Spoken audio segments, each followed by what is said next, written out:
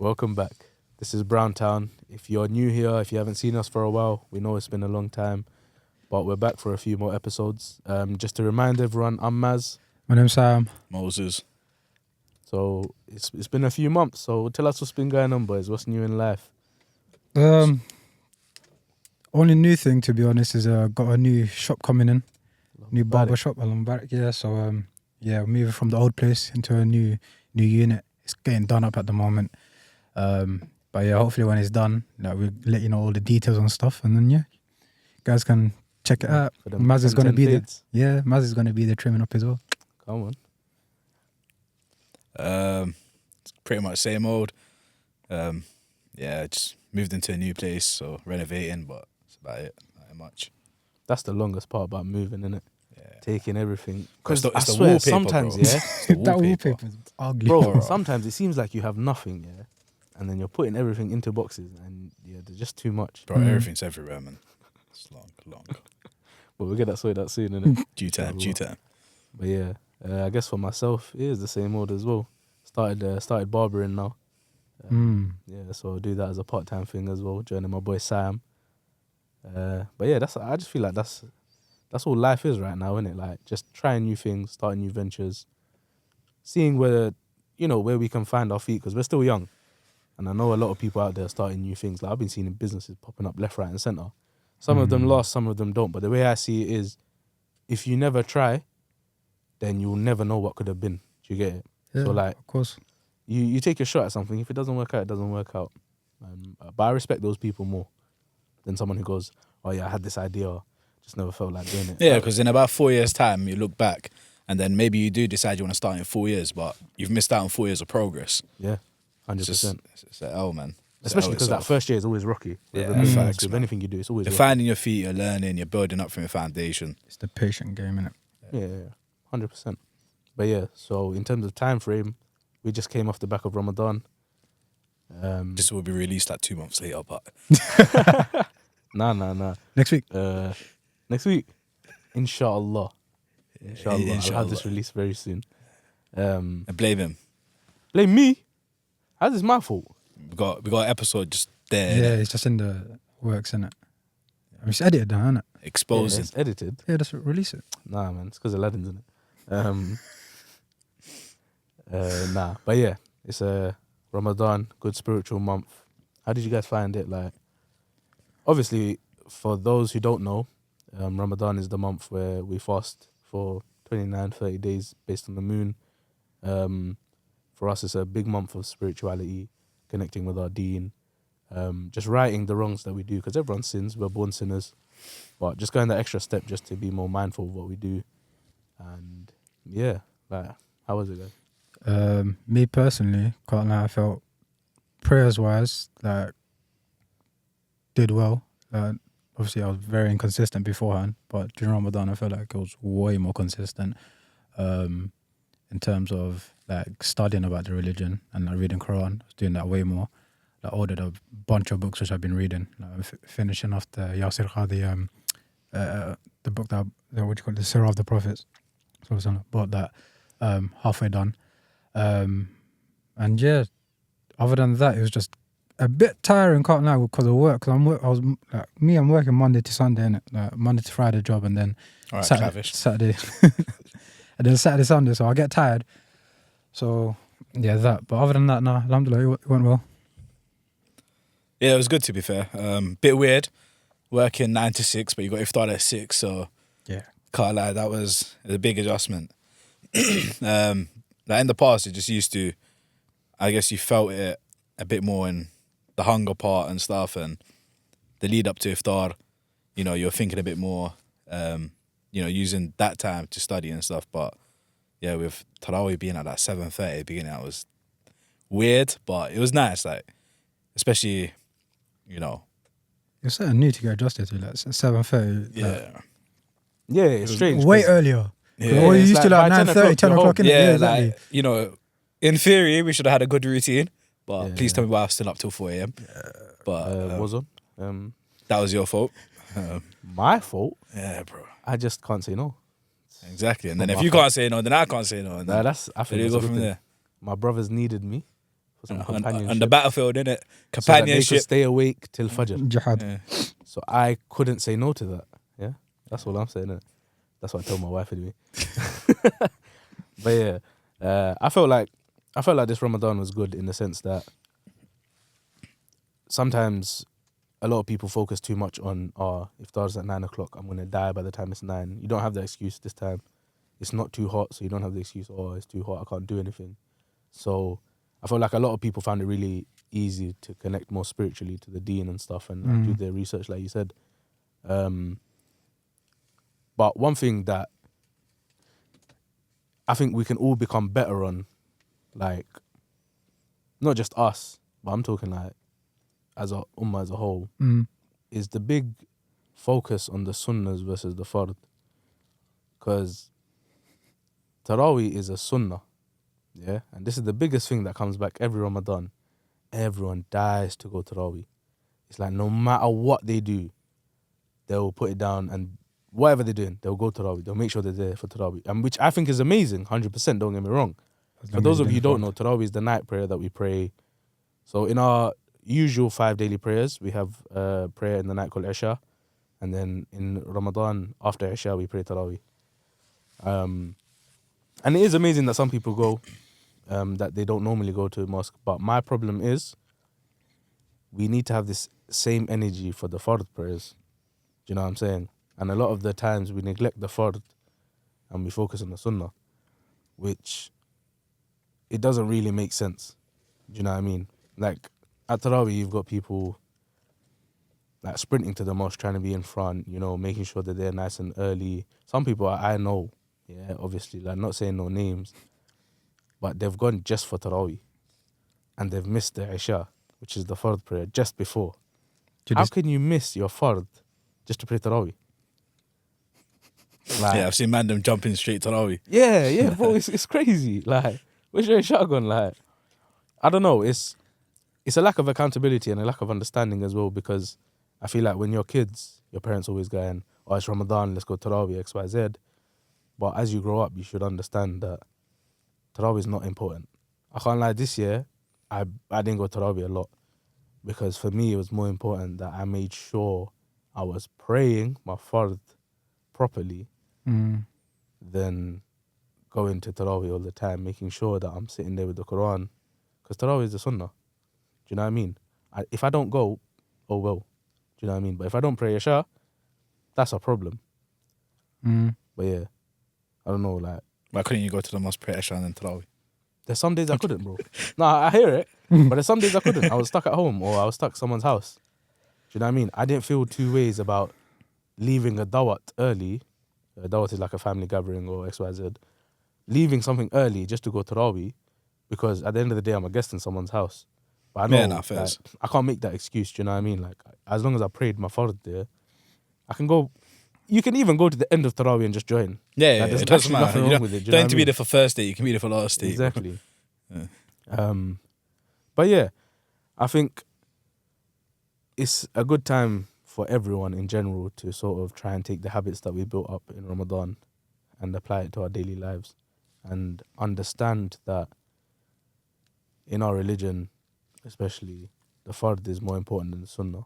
And there's certain things that we should be focusing on. I think, breaking habits is one of the best things. Like my screen time pre-Ramadan, bro, 7, 8, 9 hours a day on my phone. Like screen time was huge, bro. That's huge for you. Bro. Mine was worse. Mine was like 12 hours or something. No, but how can you... No, insane. No, but that's not all valid screen time. Sometimes you're at the shop and your phone's just on like something and that. If you're working, how can you tell me you got 9 hours of screen time straight there? In your 9 to 5, Yeah, like it's not... you've got 12 hours of screen time. If I have My 12, lunch no, break, sometimes I'll I'll use have the whole 12 hours, but that's because my phone's from on a home, video or YouTube, something yeah, like that. yeah. Don't really count. I'm talking about actually like Instagram, TikTok, all that type of stuff. 7-8 hours. And in Ramadan, bro, my screen time, 2.5 hours a day, bro. 2.5 hours a day. To me, that was shocking, bro. That's a I've big never jump. seen my phone. I used to always be on my phone. Now my phone's down, bro. I don't even use my phone much. But that was like one habit that I was thinking about. The break off from social media. I know we're making a podcast, but one of my key things that I've learned, like, you know, and all these people are watching podcasts so much, you know, and like following one specific group or a person, and I feel like a lot of people take it in a bit too much, and now all the views are based around that person's mindset, but they're living a whole different life, a whole different situation.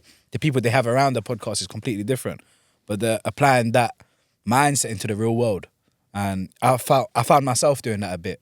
And I was just like, nah, man, to get off that, come back into reality, live your own life through your own eyes and stuff like that. And that's just one habit. Obviously, it's not crazy. Islamic part, you know, a part of it is, but that's just a habit that I needed broken. And Ramadan helped me break that because I just didn't have time to, you know, watch all these irrelevant stuff at times, in all honesty.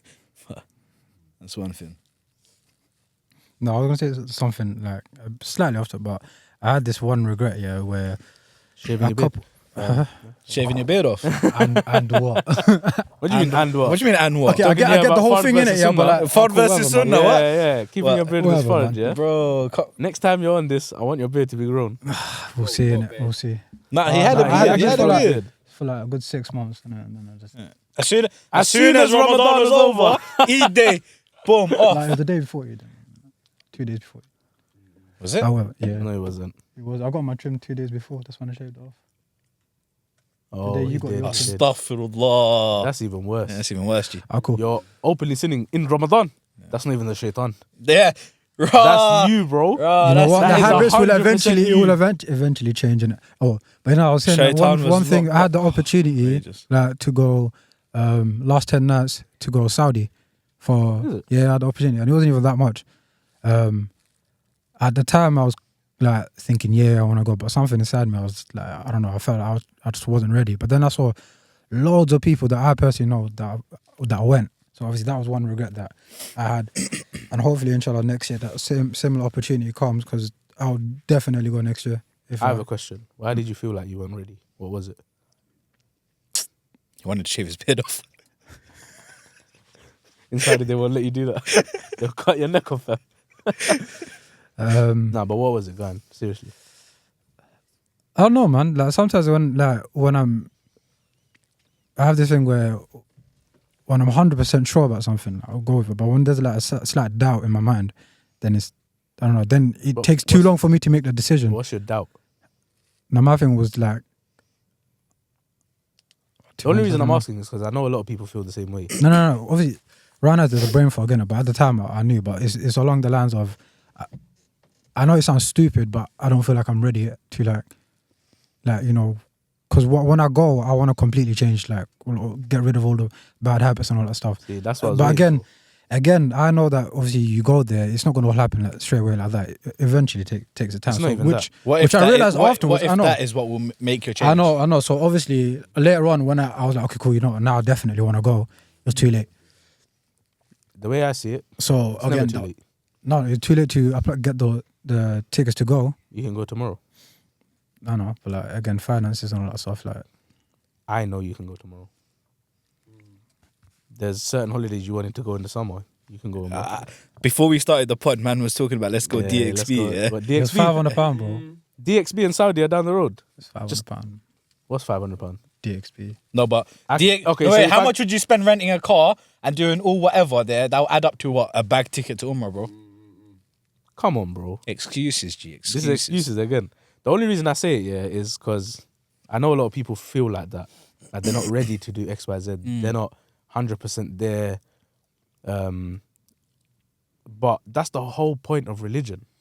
Like, the fact that you're holding on to your faith shows that there's something inside you, right? Your religion knows and your religion tells you that you are not perfect. You're a sinner. You're a born sinner. Yeah? So you will never in your life be 100%. There's no way anyone can be 100%. Because if you're 100%, then you're arrogant about it. Because you've been told you're not 100%. So when we talk about Saudi, or when you can apply it to like simple things like people not praying too much because they feel like they're not ready, you know, they still do certain wrongs. If you sell drugs, pray. If you go around and your job is just to bang people in the jaw, still pray. It seems funny though, innit? It seems so hilarious. But here's the thing, as much as selling drugs is bad, it doesn't make you a disbeliever. Yeah? It doesn't. Yeah, bro. Yeah, 'Cause no. Even if your income yeah, is yeah. even if your income is haram, it's wrong, it's doesn't wrong. make you a disbeliever. Yeah, man. The only thing that separates you from a disbeliever So there. is your prayer. What's the big differences between all the religions? The way they pray. Mm. And what's the difference between those who have religion and those who don't? Is the prayer. It's the same thing. And I know like people here from other religions, they can attest to the same thing. If you don't pray, that's a sign of your faith. Because if you say you're a Muslim but you don't pray to your God, where is it that you are Muslim? Yeah, no. Do you get it? yeah. So in that same sense, you'll never be 100%. You should No, always exactly. pray. You will never be 100% ready for Umrah. Yeah, which Because is Umrah is a journey, bro. Mm. Do you know what I mean? It's more than just going there and walking around the Kaaba. It's a very big spiritual journey. Mm. You could have also went Umrah like this time. No, I'm May have pla- not I'm been planning- ready, I'm may have planning not to. been, and then you could have gone again. Like, Yeah, you no, can I'm go as planning many to go times as you again. want. No, But obviously, I've been twice before, but I'm planning to go this year. Hopefully. Yeah, still I didn't think- change. I'm joking. Brother, I was young. But yeah, nah. I mean, it's a good thing that you're thinking about it. But Mm. I think as people in general, we need to let go of this concept that No, I need to be ready for XYZ. No, you know, if I'm not 100% ready for XYZ, certain people over here, you know, talking about marriage and stuff, you know, are not 100% ready. You will never be 100% ready. It's a leap of faith at the end of the day, innit? Yeah, Can I ask you guys a question? of course. I heard like to go to Umrah and Hajj. what's that? Hajj. Hajj. Hajj, yeah. That women can only go with like their chaperone who's like Yeah. a male family Yeah. member. Yeah. Have you Okay. taken your mum? Yeah, I'll. Yeah. So, what was your question? Can you? Have you taken your mom to Hajj and Umrah? So Okay. yeah, the question So- was about if Yeah, women want to go to Hajj or Umrah, do You they have to go need with a a male mahram. companion? What's that? The clarity on it. So Yeah. So, as a female in Islam, you need to be protected. That is the Islamic view on it. You know, there's a lot of stuff in the world that it's not safe for a woman to be out alone, and you know, so a lot of people can, you know, say that that's nonsense and XYZ, and yeah, I'm safe doing what I need to do. At the end of the day, that's our religion. That's how we take it. And there's been situations in which women aren't safe by themselves. Do you know what I mean? Yeah. So that is why that rule is there, just for clarity. But yeah, so if you have a male family member who's above the age of puberty, that is who you need to take. There are some people out there who don't have that, yeah, and for those people the rules are different. It's better to go as a group of women who don't have that, and if one of those women do have a chaperone that can take her, it's best for him to be there as well. Just for that level of security. Obviously, there's a lot of rulings on it, and I'm not going to pretend that I know all about it, but that is the basic understanding. But to answer your question, I haven't taken my mom, no. That is something that I think as a Muslim, everyone does want to do one day. To be able to take your parents, inshallah, your mom, man. your dad, inshallah, your wife, your sister, everyone. Like, it would be nice to take everyone there and allow them to experience it. Especially now, when our parents are getting older, it's more likely that we'll be able to pay for it for them than the other way around. But my dad's taken my mom and stuff, so yeah. So Yeah. for me, I think what I've seen a lot in this Ramadan especially, and I think it's been more apparent because of social media, is the very big disconnect that people have when they're trying to let those habits go. So I'm sure everyone's seen like Suhoor Fest, Chandrat, all of this. So for people who don't know, Outrageous. these are little festivals that people put together that Islamically are just not right. But they use Don't it make as, sense. as the They They use reason. it as yeah. Yeah. And when people try to speak up on it or try like attack it, not even attack it, as in just blatantly say it's wrong because it's wrong, a lot of people Get come defensive. back and become very defensive, and there's a big backlash purely because out of habit they always go. you know, and out of habit, this is what they're used to. What happens there? I've never been. So I mean, the never Sqwad paid Fest attention is to what it. the big one was this year, where Sqwad Fest. yeah, it was in America, obviously, Yeah. where everyone UK are getting slaughtered for that. Bro. That's horror. everyone sort of linked up for Sqwad, which is the morning meal before you start your fast. And, you know, there was what we call free mixing. So in Islam, men and women aren't meant to be mixing, you know, openly between people that aren't your mahrams, like your family and stuff. But that was, you know, crazy over there. They were just doing it. I'm pretty sure there was like music and all that. The thing is with That's that, mad. the thing is with that, like it's a big different. Like, it's a proper different scene. UK Muslims, especially like where we're from, you know, East London, I feel like it's a tight knit community. You know, you get taught all these things. In the US, it's completely like from looking at that, I'm gonna judge that it's completely different.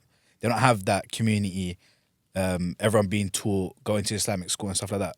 And the reason I say that is because there was one brother who went around with a mic, and he's asking them basic questions. You know, who's the first Khalifa?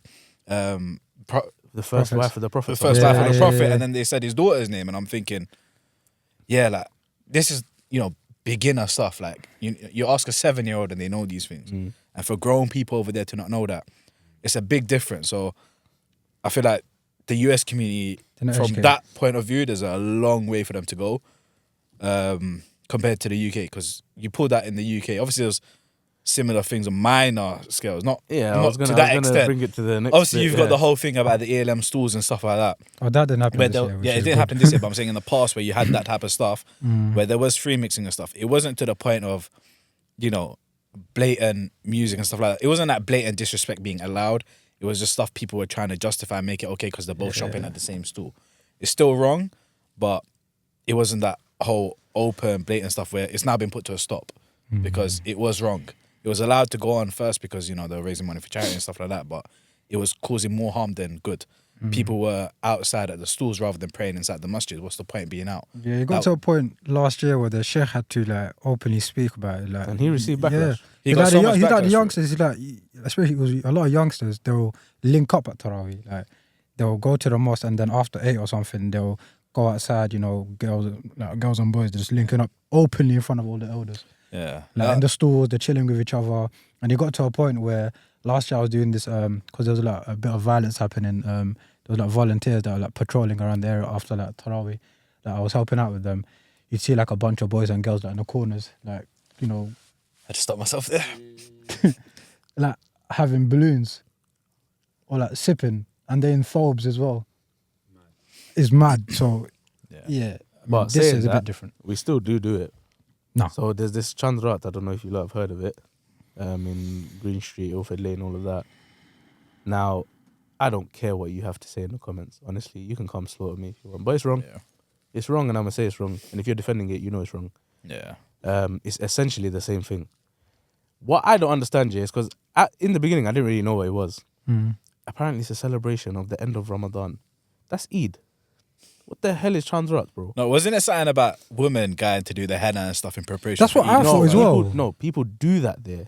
No, but that was where it started from. It Is wasn't a mandem thing. Okay. Now so guys it's are going So the to guys it. are That's going the to it because problem. of the thing. It was a girl thing before, apparently. Okay. You know, if I'm wrong, tell me. But I'm pretty sure it's a girl thing. They do the henna and stuff like that. That's their preparation for Eid part.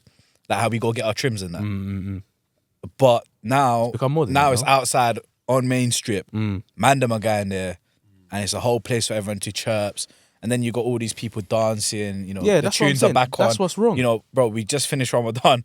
Yeah, the night, you know, where it ended, and then you got all these Bollywood tunes being played. Everyone's dancing around, blah blah. But one main thing that I've seen is, it's a lot more in like the people who've come over from like Bangladesh, Pakistan, and stuff, who started They might have started it, but started we've this, and taken then now over. people here Yeah. have now just seen it as an opportunity to go find a thing, blah blah blah, go chirps up someone, and go through. But The way- the bottom line is wrong, bro. Yeah. you know what And I the mean? way I see it, I know, okay, it might have started with, you know, women wanting to do henna all together. Should have been indoors. When we go barbershop, Yeah. do we all link up We don't- outside Whitechapel yeah. Market? And then with all my set up barbers barber sitting chairs out there. Yeah, I mean, that's what I was gonna say, bro. It should have been like it You should be book your- somewhere. I get it's book your I would harder. have got more artist. bookings if I did that, you know. I get it's harder Yeah. for them to put it somewhere, but then you don't it's have to not. be. No, in terms of, there's barber shops. We're going to a barber shop. Yeah, but Yeah. then There's it's not no- a community centre, understand? No, that's one. But obviously, Exactly. there's a cost of people. But what I'm just saying, you could just go to your friend's house and do it there. 100%. Like, do you know what I mean? You don't need to go out and be about and blah blah. If a community hall was there, even better. Yeah. But being on the strip, It's not necessary. like right now, it's turning to. A lot of people are going. They're not even doing the henna as well, man. They've got the henna already on and They're they're just there for out there. vibes. They're chilling. Yeah, I mean that, bro. What was it, sir? I've got 2 questions, yeah. So the first one, so for someone like myself that's kind of like still learning and everything else. Like, so Inshallah, after- soon Muslim, my boy over here. Inshallah. You're looking to get married as well. You might know. Looking to get married. Anyone interested? If it's the will of Allah, brother, it'll happen. Inshallah. But basically, I was gonna say, so see, after Ramadan, yeah, what's it like going back into like the kind of the normal routine after that? Do you like still stick to something, or like is it like how long does it take to kind of like? It's hard, Yeah, bro. for me personally, like my main focus during Ramadan was my prayers, right? So now, like, alhamdulillah, I've been staying as consistent as I possibly can. So that's obviously because when you overload yourself, you're not going to be able to do everything. Like if it's reading Qur'an, reading books all the time, going to lectures, praying, all those things. As long as you get your fard done, like prayers, yeah, then like me personally, it's like okay, cool. I want to continue that onwards. I had a goal during Ramadan. Somewhat met it, and I want to carry it on and better myself. So, yeah, I mean, it's each to their own, and how they. Yeah, like I've stuck to praying 5 times a day, but going to the mosque 5 times a day, that's something I haven't been able to do. But as a man, that's something you should be doing. I guess one problem I have, as soon as Ramadan ended, the one struggle I have is that music. I'll say that's probably the biggest struggle most of us have. We're very, a lot of people will stop listening to music completely in Ramadan. Some people, they'll stop while they're fasting, listen to it at night, each to their own struggles. Each to their own struggles, innit? Whatever. No. Each to their own, that's their own struggles, innit? Fair. That, if we're still swearing after we broke our fast, we're still yeah. making a mistake, innit? They're listening to music, whatever. But after Ramadan, I can't say one struggle I have is stopping music. I think I made a reference earlier about when he said Monday to Sunday, I was saying Clavish and like that. Music is just something that we've all just become so used to, and we all find it a norm. And that's probably one of the biggest things that Addiction. I would want to stop from an Islamic perspective. Like, it's something that needs to be stopped, but I think that's one problem I have habits-wise. I think to answer your question is, the problem is during Ramadan, the shaitan is locked up. So that during Ramadan, any bad influences you have ultimately are from your own desires and your own self. Once Ramadan is over, there's that extra whisper of the shaitan, the Satan, where it becomes harder to fight against your desires because there's a bad influence telling you that it's okay to do it, which is the struggle that everyone goes through as they're leaving Ramadan, which is why everyone always feels peaceful during the month, and then afterwards it's like there's always something that's not the same, and that's what it is. That's the big change. What about even eating wise? Does it feel weird that you can just Oh eat my gosh, bro! No, I The tell you, day after Ramadan, obviously, is Eid. It is the weirdest experience in the morning. 'Cause but that coffee in the morning, because obviously we have samosas, dali, but we have how do you say handish in English? How did you guys break Handish. your fast and start your fast? What was your family making you? It depends. Me personally, start with dates. I didn't even eat during the suhoor. I just have a bottle of water. That's about water, it. yeah. And for iftar, I wouldn't even have that much something heavy. It would be fry ups or just normal food. normal rice, foods, isn't it? chicken, all Kisori, stuff like that. Yeah, So I think we've for gone dates- past that point of But now my needing dad's, to have bare stuff. When we were younger, it's all I want this at iftar time, I want this and that. Now we've just come to the point of I'm just happy we'll with whatever. innit? just There's eat a food- meal there's in it, food, whatever's there's food, there. innit? But just on the Eid day, it must feel On weird. innit? It's Eid day, so- yeah. Well, I couldn't eat, Bro. brother. Yesterday I thought I was fasting because my first meal yesterday was at 9 o'clock. Yeah, bro. yeah, same. 9 When- p.m. when we went Literally, out- I was in the shop all day. Within a minute, it was in the shop. Which one? Friday, And Friday. 8 or 9 o'clock. Also, do you lot like celebrate like for like a longer period of time? Because like I'm still till this day, like obviously I live in Upton Park, so there's a lot of Asian people down there and stuff. So I still see them like out there, like going for prayers, and everyone's still kind of like out. Like it's not like prayers is That's not prayers happening, is- innit? no, but like, what I'm the saying, normski. I wouldn't see them before. You know what I'm saying beforehand. Yeah. So maybe it's like they're sticking to the habit. Yeah, Yeah, Yeah. that's basically what it is. Yeah. It's You like generate it's a like habit. it's like January. It's like January the 3rd on New Year's. Your gym's still packed in it. Do you know what I mean? Basically, after 2 months, I'm not gonna see no one Yeah, around. yeah. Basically. I mean, Inshallah, that's inshallah, not me inshallah, there. Do you do? Hopefully you do. Inshallah, you see them Yeah. still. And also, like, just for people that's obvious, because I know that your audience is gonna be people that understand it as well, people that don't understand. What's Friday Jummah? Okay, so Friday Jummah is it's a prayer where we all come in congregation. So normally every day, our afternoon prayer is if you go to the mosque, it's not done loudly. There's 4 rakat, which is like if you've ever seen someone pray when they go up and down, it's 4 of those, and you don't read it aloud. With Jummah, it's different. So every Friday, which is like our special day, It's like a mini Eid Friday. yeah, It's like Sunday, yeah, Yes. Sunday church, innit? yeah, like for other Congregation, religions and innit? stuff. Like It's mass, the basically. congregation that everyone has to go to. Mm. There's a Where khutbah that the goes on. imam. All right. Cool. Well, what going for me? Why am I talking then? Keep talking. Yeah. So the imam stands. He gives a sermon, which we call a khutbah, where he advises based on whatever's happening in the world, whatever he thinks would be useful to his community, type thing. And that's the important part of the Friday prayer. Now, a lot of people obviously miss that, but what we're told in Islam is if you miss that prayer, that talk before the prayer, it's as though you missed the prayer. That's how much weight that talk has and how much guidance we're meant to take from it.